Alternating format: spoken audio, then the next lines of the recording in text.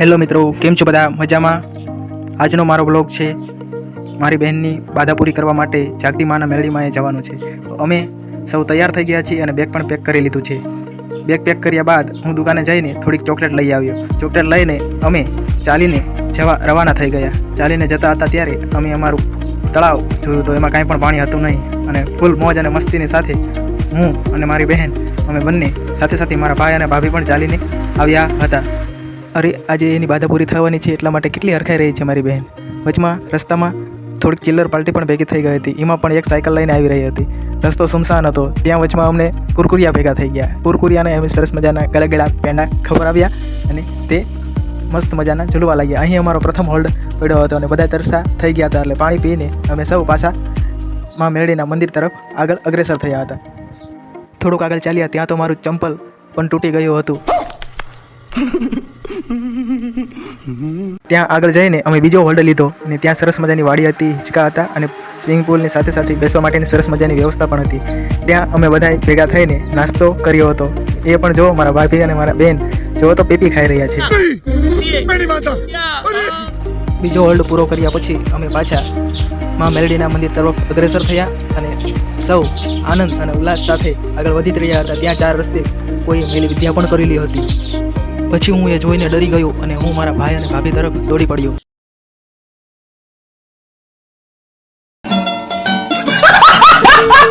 આગળ જતાની સાથે 3 રસ્તા આવ્યા.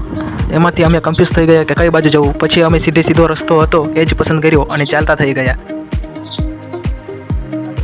આગળ ચાલતા હતા ત્યાં ખૂબ જ એવો ગહન અને ડરાવનો રસ્તો અને એક માર્ગીય રસ્તો હતો. પછી અમે જોયું તો આગળ એક ગામડું આવ્યું હતું અને ગામમાં ગરતાની સાથે જ એક મંદિર આવ્યું અને જોવો તો નકરા બાવળિયા આવ્યા. પછી જોયું તો ઘર પણ આવ્યા. એટલે એમ થયું કે ના, ગામ જ છે. ગામમાં અંદર રસ્તામાં પ્રવેશ કરતાની સાથે જ અમને એક સરસ મજાનું મંદિર દેખાયું હતું. મંદિર દેખાવાની સાથે જ અમને બધો જ ડર દૂર થઈ ગયો હતો અને ધીરે ધીરે આગળ ગયા તો મારી બહેન અને મારા ભાભીને કુલ્ફી ખાવી હતી. પછી અમે દુકાનેથી કુલ્ફી લઈને બધાએ કુલ્ફી ખાધી. મારા ભાભીને લાગી ગયો હતો તડકો, એટલે તડકો લાગવાને કારણે એક બાજુ ઊભા રહીને કુલ્ફી ખાઈ રહી. બસ કાચો રસ્તો પૂરો થવાનો હતો અને સરકારી રસ્તો ચાલુ થવાનો હતો અને અમે એની ખુશીમાં હતા. આગળ જોયું તો એક ઝીલ દેખાઈ રહ્યું હતું. પછી અમે રસ્તા પર ચાલ્યા ગયા હતા. ત્યાં અમે જોયું તો એક કુલર દેખાણું. ત્યાં અમે ત્રીજો હોલ્ડ લઈ લીધો હતો અને પાણી પીને પછી માં મેરડીના મંદિર તરફ આગળ વધી રહ્યા હતા.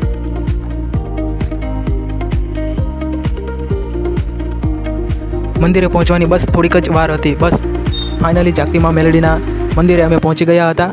મંદિરમાં પ્રવેશ કરતાની સાથે જ અમને એક આનંદ અને શાંતિનો અનુભવ થયો હતો.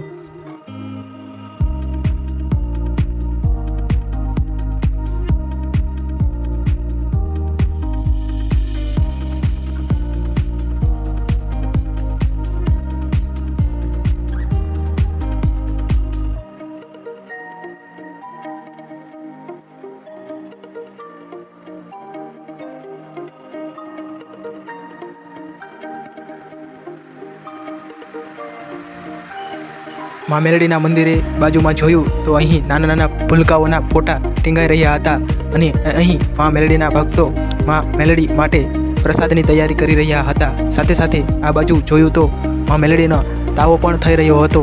તાવાની સુવાળી અને ટોપરાની સેજ સાથે ખાવાનો આનંદ જ કંઈક અલગ હોય છે. વાત તો સહી છે.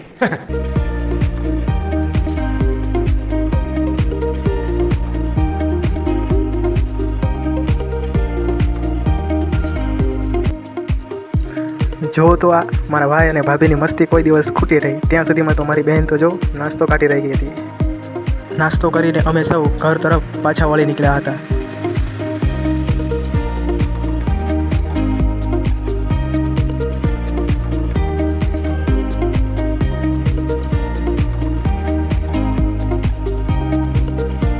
બસ થોડી જ વારમાં ઘરે જવાના રસ્તાઓ તરફ પહોંચવાના જ હતા. બસ પહોંચી ગયા એમ માનો ને. પહોંચવાની સાથે જ અમે સૌ લોકો ત્યાં સાઈડે બેસી ગયા. ત્યાં તો મારા ભાભીને લાગી ગઈ ભૂખ અને તે ખાવા માટે સરસ મજાની વેફર. બસ ત્યાંથી અમે તો ઇકોમાં બેસી ગયા અને ઘર તરફ વળી નીકળ્યા.